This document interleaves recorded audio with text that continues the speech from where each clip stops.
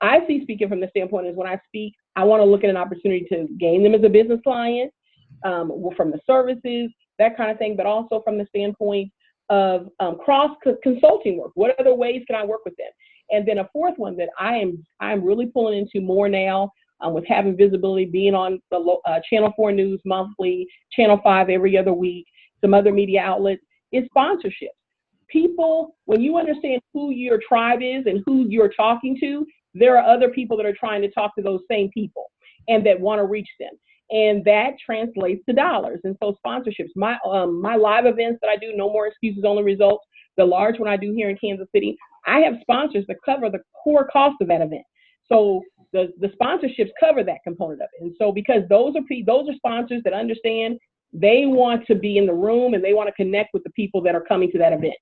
So, and there are even endorsement deals. I'm just moving into that component of things that I refer a whole bunch.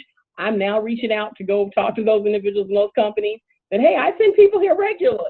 So you have to look at those kind of angles of what you love, support, and what you're doing. Very good. I got disconnected, so I don't know if you guys noticed that. So I'm just coming. Well, I knew y'all would roll it with speakers. Where are you guys at now? You're asking the Actually, the three of us were handling it pretty good. I know, I love it. I love it. It doesn't like back to back and then recording, and Zoom does not like that. Joel, this comes from Carol Copeland. I don't know if you guys answered this question already. She asked, Joel, any advice on building an online speaking or training business? Well, online is where you get all your leverage. I mean, that's where you can get, 5, 10, 20 people going at a time. What part of it's online for me is the whole funnel is all online. I mean, I have done a very good job, and actually we built it 7 years ago. And what's amazing is that it's still working. The videos and everything is still working. I looked a little younger 7 years ago, but everything is still working. I was terribly handsome then, terribly handsome now. It's working. What's so funny? Why are you laughing? You're still terribly handsome, Joel. Oh, good. So, just so we're clear about that. But anyway, so I built it a long time ago and it's still working. One thing that I am thinking about doing though is recording my conferences, because there are people who are not eligible to come because they don't have the requisite experience. And we have a very explicit requirement for what people have to do to be able to get into my conferences. So people, let's say, that don't meet the requirements, they can buy they can kind of buy some of, not all of the material that is presented in the conference, so that they can kind of get up to speed and get boned up on some of this material. And so we're thinking about doing something like that. That could be a profitable thing. But God, there's a lot of ways to skin the cat. There's no shortage of ways to make things happen. And being creative is really necessary. What I would say is, don't do the playbook. What everybody else is doing, you hear a wonderful idea like Chad, that's not written in a playbook anywhere. That's like a special idea. That's awesome. I love that. You talking about Chad at our video lab? Yeah. I mean, that's not like what everybody's doing, because if everybody starts doing it, it stops working. So you got to be a step ahead of the crowd. You got to be thinking about things that aren't thinking. I mean, listen, if you got 10, 20 people on here led by somebody like Marquez, come on, you guys got to be able to think of some cool ideas. Mm-hmm. And between all you guys, come up with some stuff. Yeah. And then I'm not sure, you guys in the chat room, do you know what Chad Hymas is doing and how he's making 7 figures online? If not, just put that in the chat. He explained it. Okay, good. Wanted to make sure. Good. Robin says she had a question, but I don't see it here. Her question was, has anyone ever used lead generation services to get leads? She gets emails and phone calls every week wanting to sell their lead generation services. I have not. So say that again. Say that question again. Her question was, has anyone ever used a lead generation service to get leads? Okay, gotcha. Anyone here?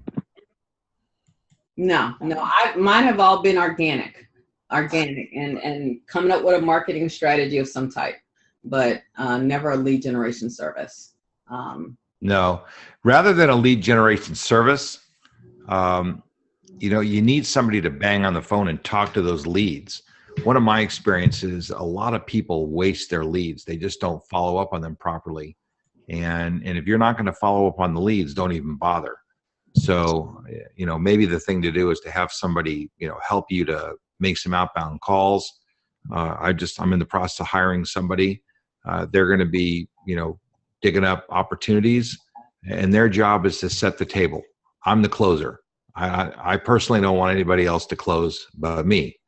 But I'm not, you know, it's not that I can't open, but opening takes a lot of effort. Closing takes more skill. So I would rather have somebody else for a lower rate, you know, call on the phone and do that. And then I can close and do what I need to. But if the person setting the table doesn't do a good job setting the table, you know, you can't close. So it's got to be somebody good. Oh, and you know, you just gave me an idea, Joel. I can't think of her name, but she called up on me one time to do this. She has a company where she figures out how to generate leads for you, and she has openers and then she has closers. And if you're like Joel, Really? yeah, she will actually bring in the openers for you to get it going, but you really have to have already a high 6-figure, 7-figure business. But she lays it all out, and because she did this for Allie Brown, who's back in the day used to be like the Oprah of the online world. And just out of curiosity, I tried it out because I'm a strong closer. And it was very interesting to see how it went from the opener to the closer. So I will put that in the mastermind, that woman's name, who I can't think of right now. Question: what role does money management play in the success of a professional speaker's business?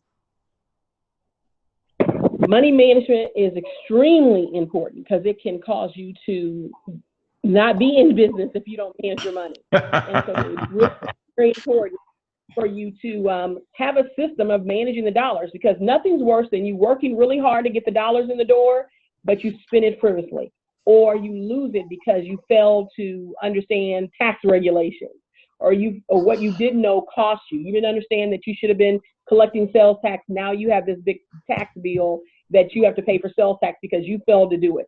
So money management is extremely important because it's really the lifeline of your business. And here's the thing: if you're not a good money manager personally, then guess what? There's nothing that magically happens when you go into business and you have more money. You still probably don't manage money well. So that's nothing wrong with that, because everybody has strengths and weaknesses. You just need to make sure you have an accountant, someone on your team that helps you, a CFO that helps you to understand and manage your money and literally keeps you accountable. And I have clients that are not good at money management, and they literally don't want to have anything to do with their checking account. They will give their debit card up, their business debit card. They deposit the money in. They have a list of bills that they need. Those bills get paid, and they say, "Give me my paycheck," because they don't trust themselves. And so that's, at least you know that. If you know that about yourself, staff your weakness and create systems and strategies so that it helps you be successful and you grow a business besides having, you know, a lifestyle, money in and out kind of flow. So it's extremely important. You have to have your pulse. You have to understand the pulse of your business, how you're performing and how you're doing. I agree. I hide money from myself. It works. You gotta hide it. Now, go ahead. On a larger scale, because we spend a lot of time, and understandably so, on how we can make more money. But at the winter conference, as we discussed, you know, it often is not as much about how much you make, but how much you save and invest.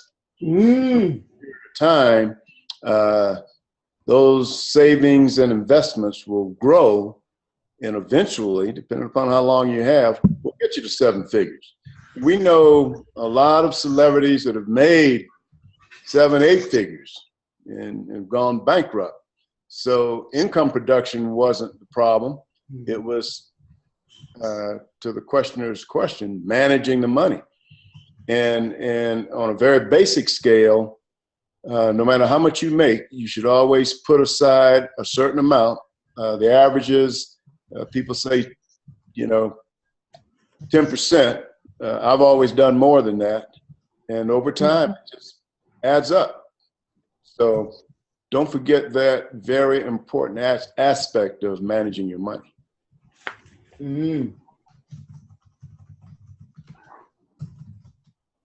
Thank you for that. Joel, you have a question?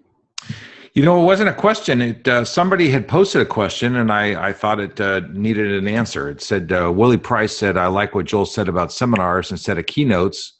How long did it take to grow the seminar business? You know, the answer is it depends on how tightly focused your deal is. So mine's pretty focused. I'm pretty niched. I'm, really clear about what I do and who my people are. And over the last, 7 years, my list has got about 5,000 or 6,000 people on it, which is not big. It's not a big list compared to many people. But, I send out a little newsletter, a little blog thing every, week or 2 or 3, and I'm not even that great about doing that. But I've got a lot of people that just watch. And, it's a funny thing. My seminar is pretty expensive. It's a couple $1,000, and we sell 50 tickets, and then we do that twice a year. And then during the conference, we sell a consulting package that is very, very expensive.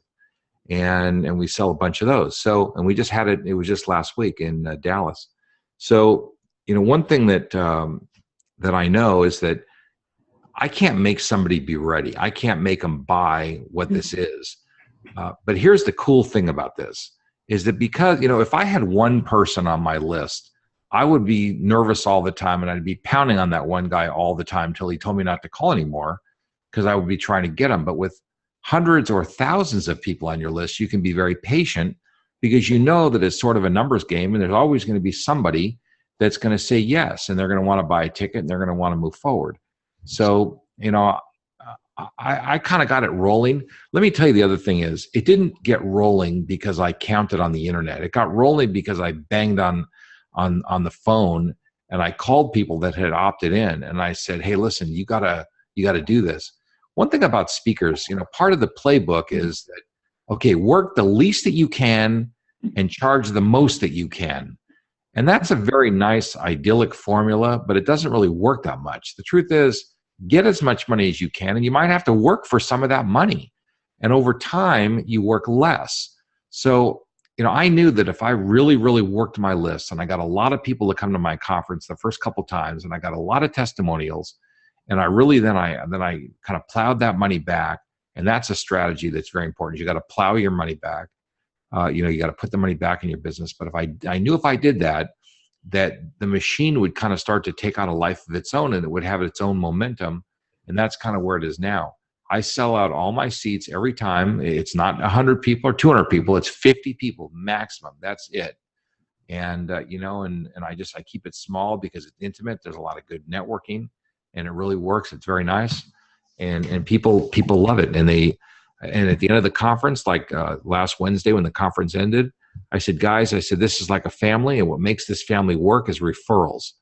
And so I kind of put a lot of pressure on people, not like with a hammer, but guys, this is a family. And if you want us to operate like a family, you have to contribute to the family, and the family. And the reason I call it a family is if somebody calls, hey, Joel, I want to come back, in the future, fine, you can come back, but you got to be contributing to the family. And that means making referrals of people that are highly qualified because they all know what the parameters are. They all know what that means. And so they make referrals. So, I'm expecting, 10 or 15 people, some large percentage of the people just are going to come from referrals. And then, more recently I've been going speaking at, events in different parts of the country. And that's just what I do. And that just stimulates the activity, and it works. Here's a question for you guys. And it's funny, Marquita, you and we've been in the same circles for a while, but we're just sort of getting to know each other personally. But with T and Joel, I'm so amazed with how busy and accomplished they are. Yet they really like to pick up the phone. I mean, literally, T will pick up that phone. Hey, Marquita, blah, blah, blah. Joel will pick up that phone, blah, blah, blah, blah. And I'm like, wow. How are they making all this money, but they will pick up the phone? So the question is about time. And it's because we pick up the phone. Right. All of us do not like the phone. Anybody in the chat room prefer email, text, But those are not. Here's the thing. People don't move in a big way because you send them an email or a text. Here's what they do. If I say to somebody, call me, I need to talk to you. That's a great little text. But the action happens when you get them on the phone. That's when you can listen to their voice. You can understand what their problems are. You can understand what their concerns are. And that's when you can be very convincing. You cannot be convincing with a text message. You just can't. I can send out 100 texts and say, please call me to 100 people, and 2 or 3 of them will. And then I'll work those 2 or 3 people that call me. I think that most people just don't get the technology right. They don't understand how to use it. I think they overuse it. Some of us eat, sleep, and drink technology. Well, that's fine, but that's great, but you're missing the point of what it is. The point is to connect you to another person. It's not just about putting out little chirps. It's about really getting people to connect with you, and that it's like Marquette said, we wouldn't be friends if we didn't talk on the phone. If it was just like, how are you? Good. Send a picture here and there. Look at it. Look at it. Instagram. Which your Instagram account, by the way, is great. But we wouldn't be friends. That's true. The internet is not real. The internet connects people together, but it's not real. Wow. Yeah, my business is all this association. I got 47,000 members. It's all relationship based, and you build those relationships by conversations, either in person, on the phone, going to somebody's office, having them come to your office, and you can use that as a multiplier effect to a great extent in terms of getting done what you need to get done. And you just can't, to Joel's point, you can't do that through a text message. You can't build a relationship. It's got to be that one-on-one conversation. I'm technology challenged, and I will acknowledge that and admit it. But we've had tremendous success in our organization because of building relationships with the key people that can help move things forward. So, very interesting. Marquita, what you got to say about this? I think the phone is key too. It's to have either face-to-face or a phone conversation. It typically, if I can get you on a phone conversation, I'm typically going to lead you to the next level. But the Facebook, Facebook, I'm pretty successful with Facebook, but you know where it happens? It's in the messenger. That Facebook messenger, those behind the scenes messages, that's where the money goes down for me. Hello, yes. That's the money goes down is in the messenger. But just posting, and I honestly need to do a better job. I'm actually going to hire somebody to help me to put more content out, because Winter Conference, they beat you up about not putting that content out at Winter Conference. So I'm trying to get more focused on that, but it still is going to come down to closing. People do business with people they're comfortable with, and at some point they do need to hear your voice from that standpoint. Just curious. I mean, hey, I do very well, and I like technology, but I just was curious about that because I am reaching out more. I certainly am. Guys, what are your questions? What are you thinking? What are your thoughts? Junior, Robin, I think with Tony. What you got? So Joel, William, Marquita, and here's a very important question I thought was quite interesting. Marquita, you've been known to have said you can be a professional speaker with a hobby mindset. Can you elaborate? Yes. I call them my lifestyle businesses. What I mean by that is every dollar that comes in, you just live off that dollar. And you really, you honestly have to get in the mindset that almost kind of think of that you work for a corporation. Most people in their own, and most people on the surface are not crooks, right? So when you work for a corporation, if you took their customers' dollars, you would deposit those dollars, right? And if you needed something, you would go through the proper channels to pay for it, to do diligence. Number one, to do due diligence to make sure that's what the company needed to pay for it. And I think that it's sometimes when you're a solopreneur, it's very easy to make all the decisions and just fly by the seat of your pants and buy things. And I'm not even going to talk about starting to experience more joy when, before you're ready to. Buying cars. My car is paid for. I have a nice car, but it's paid for, okay? Because I realize I have to be in a position to reinvest into my business. And so that hobby mindset is where you're really not taking it serious and you don't see that you need to have a reserve. Especially when my company first started, it was heavily a tax-based, it was a tax company. So that's January through April, right? So I had to be able to put money aside because in the beginning I only had employees during tax season. And every year I found myself having to hire new employees. But after a while, I was like, wait a minute, I need to retain these folks all year. So therefore, I have to have a reserve from that standpoint. So you can't have a hobby mindset. You got to take it. You got to be serious about it. You're giving a lot of time to this. You're giving a lot of effort.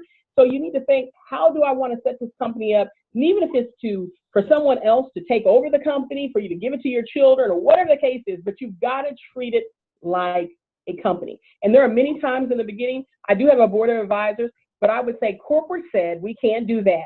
And they're like, oh, okay. But I thought you own the company. I do. Corporate said I can't do that.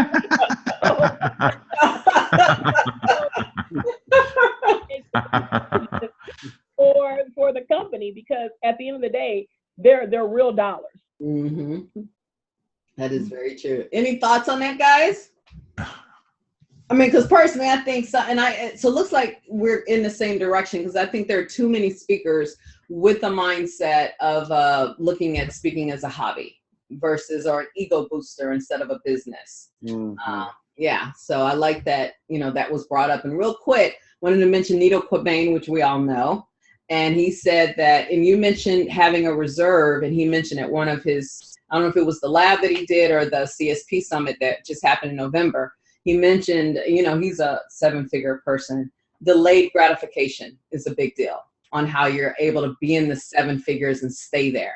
Is when that money starts coming in, you can't say, oh, let me go get that Mercedes SUV. You got to delay it and build up on it. And, that's hard for some of us. I'm not saying that that's me. So any thoughts on that, Joel and T? Well, listen, Nito said it. You can take that as the word of God right there. Nito, nobody's smarter than Nito. I mean, it's absolutely for sure. And, I hope that people will do better than lifestyle business. I hope that they'll be able to build their companies into something a little bit more substantial. I think it would be where they could build up savings. And, it's really a couple things. There's what you make, then there's what you keep after taxes, and then there's, what you invest and, your assets. And those are 3 really different things. And you have to try to maximize all 3. If you're not maximizing it, that's a hobby. I mean, I love my business like it's a hobby, but it's not a hobby. It's my business. But I love it. I mean, I jump out of bed every day. I don't look forward to every single thing, by the way. There's some that, but by and large, I love everything what I do. I love traveling and going to meetings and doing all the things that I do. And, and that's awesome. And I think that also it contributes to your success. If you don't like it, people tend to be good at what they like. People tend to be smart at what they're interested in. There are no dumb children. There are only disinterested ones. And, if a kid is not doing good in school, it's probably because he's not interested in that topic. If you're not doing good in your business, maybe it's because you don't like it and you need to be doing something different or better. And, and that's it. So it's not entirely about working longer and harder. It's about working smarter and better. So, those are all really significant things that make a big difference. Yeah, that deferred gratification is huge. I had a business partner once, a younger guy, Harvard educated, smart guy, and we were doing deals together. And anyway, we did a deal. We got paid. The check came in. It was close to $100,000. And I said, Norbert, take this $50,000 and do these 4 things. He was living in an apartment in the city at the time. I was living in Boston, public transportation, etc. I said, take 10 grand, pay off all your American Express card bills. So take another 10, put it as a down payment on a condo outside in the suburbs someplace. Take another 10 and buy yourself a used Honda or something so you can go back and forth to your new condo. So then take $10,000 and I'll show you how to invest it in some of the stuff that I'm invested in. I said, and then take, $5,000, take your girlfriend to Bermuda and just blow it and have a good time. I said, and when all's done, you will have had a good time, but you'll have no debt, no credit card debt.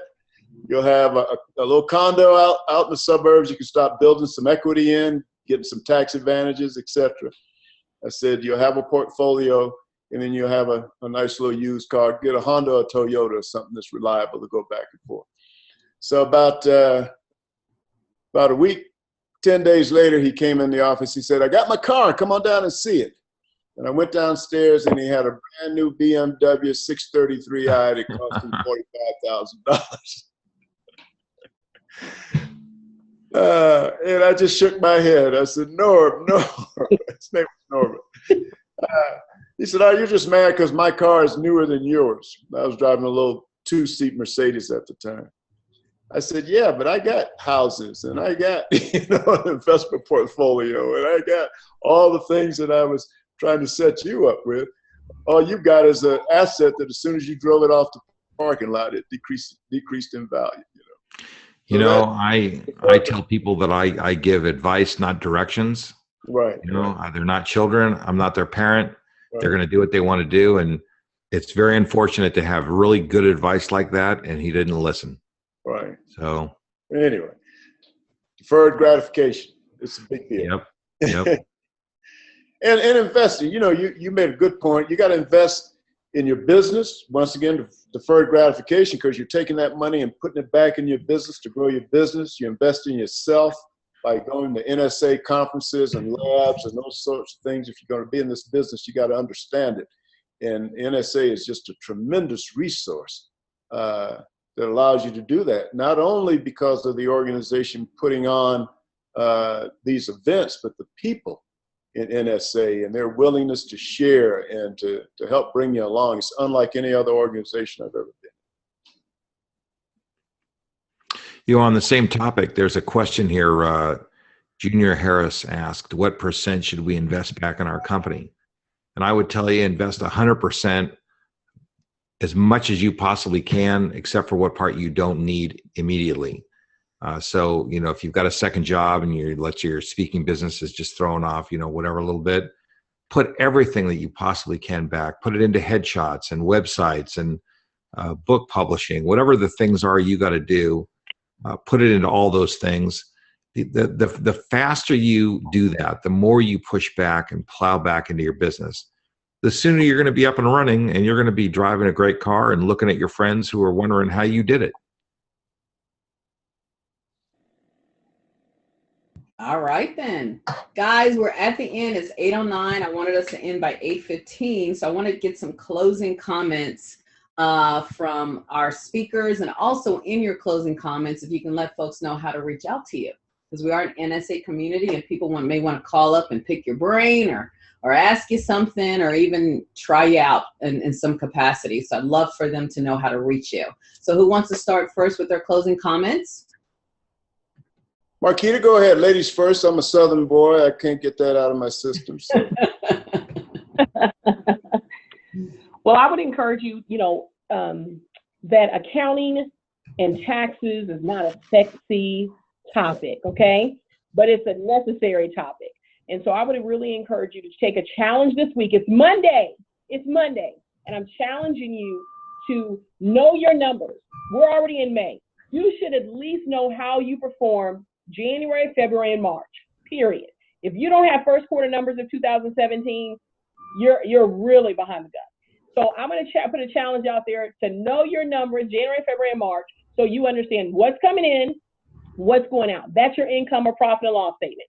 And your balance sheet shows your what you own, your assets, what you own, and what you owe, your liability. So I'm going to challenge you to do those 2 reports. If you can have those 2 reports done. If you're somebody that you're like, hey, I'm good, I've got it, I'm going to also say, make sure you filed your 2016 tax return. Now, I know extensions are possible, but you want to keep up on that stuff, because I'm telling you, I see it day in and day out. There's nothing worse than getting IRS notices because of stuff you didn't plan for, you didn't prepare for. If you're selling products, we were celebrating someone who was releasing his new book out of in the other mastermind group. Here's the thing, a book means sales tax. And if you're not collecting sales tax, there's issues.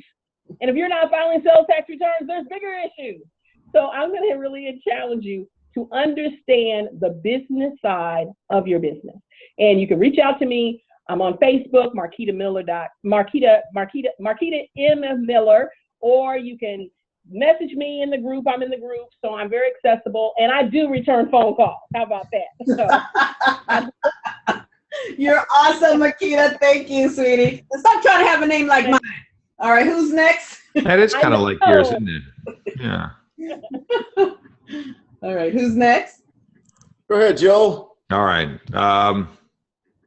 Well, you know, the easiest place to find me is probably right on Facebook. You can message me right on Facebook or through my Facebook. It's real simple. I'm going to be speaking at the St. Louis chapter on Friday. If anybody lives in St. Louis or is going to be in that neighborhood, come on by. Actually, maybe Marquita, maybe it's worth driving across the state. Get a little van full of people and come across the state. In fact, we'll all go out to dinner on Thursday night. We'll have a grand old time, eat some barbecue. I'm a big fan of barbecue. So we'll see what happens. In fact, I just had a bunch of barbecue in Texas last week, and we'll compare it to some of that barbecue. I'm sorry, sweetie, but Texas got it on barbecue. All right. Oh, well, listen, I'm going to be hard to convince. I'm going to go with an open mind. Okay, you know, that's what I'm saying. Okay. So anyway, listen, you got to put your arrangements together. You cannot build the penthouse first. You got to build the foundation of the building first. It's not as fun to build the foundation as it is to do the penthouse, the marketing, and all the other stuff. But if you don't know what you're doing, don't bother doing it. That's my word of wisdom. And tell people how to reach you, and tell them again about how to text and get that wonderful book you wrote. Oh, you know what? If you want the book, take out your texting app and text the word GIG, G-I-G, to the number 72,000. And then you can have it. That's a free deal for all NSA members. If you're not an NSA member, you know, then I guess you could sneak through and don't tell me. But that's really designed for insiders. So and actually, I just printed that's a version of a book that's been designed for entrepreneurs. The speaker version was a separate version, and that's the one that's free. The entrepreneur version, that's what I'm coming to New York for. I'm doing a TV interview next week, and so that's going to be a great book. But Facebook's the best way to reach me. And he is, yeah, he will respond to you too. He's awesome. All right, T, you're up. Yeah, and well, I would echo my colleagues' remarks across the board, especially the tax situation, because I tell you, and if you've got employees, don't think that money that you're supposed to be filing is my. Yeah. You know, the government looks at contractors. Right. That's their money, and you're stealing it if you don't file those taxes and submit that money. So, and they will not negotiate on that either. That and just what I said before, I will reiterate, because it is so important to look at your money coming in and pay yourself first. Put some of that money aside for yourself. My mother was a elementary school teacher in South Carolina, out in a country school that was predominantly black, so she never made much money.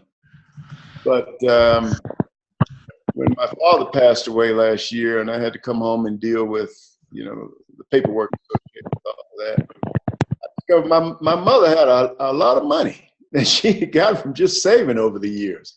And she was in excellent shape. She was well into the mid six figures just from saving, and she wasn't big on investments, but just putting money aside. And so no matter how much money you think you're not making, there's always room to put some of it aside for yourself, because that future date's going to be here, whatever that date is, before you know it.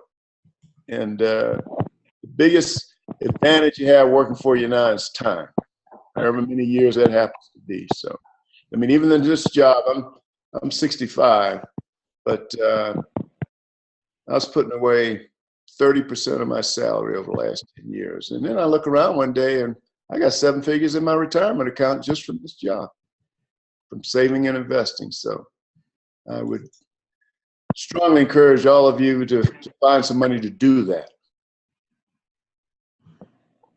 Or just marry well. I'm kidding. I'm sorry. Well, I so don't believe that. And I have to say this, every time T talks, you guys should see his video. Obama comes to mind. It's amazing. But anyway, I appreciate you guys so much. Marquita, I'm enjoying getting to know you. You're going to have a number seminar for Black NSA overall. Joel, I'm so glad that you're one of my best friends at NSA. Love hanging out with you. You know, he had me, him and I, we were at, what was it, the CSP Summit? Yeah. And we wind up co-hosting, really he paid for everything, but we co-hosted a liquor, not a liquor thing, but the hospitality suite. Joe goes big, y'all. And so you were an awesome co-host, and they're still talking about it. People are still talking about it. It was a great way to get to know everyone. Joe came in, what, 2 years ago, maybe? And NSA, and everybody knows who he is. It's amazing. And I see T, same thing. Everybody knows who he is. It's amazing how you guys work the room and do whatever you do. We work the phone. Phones, right. We're talking on the phone. Whatever. Everyone is calling me. It bugs me. Anyway, I'm working on it. Anyway. All right, guys. Thank you so much. Thank you, Mastermind members. If you have more questions, they all gave you their information. T, you didn't tell them how to reach you, did you? Oh, you did? No, but everybody in the Mastermind's got my, cell phone and email, Gotcha. All right. All right, guys. All right. Thank you. Have a good All right. Marquita, Joel, I'll talk to you soon, buddy. Bye, guys. Bye, guys. Thank you.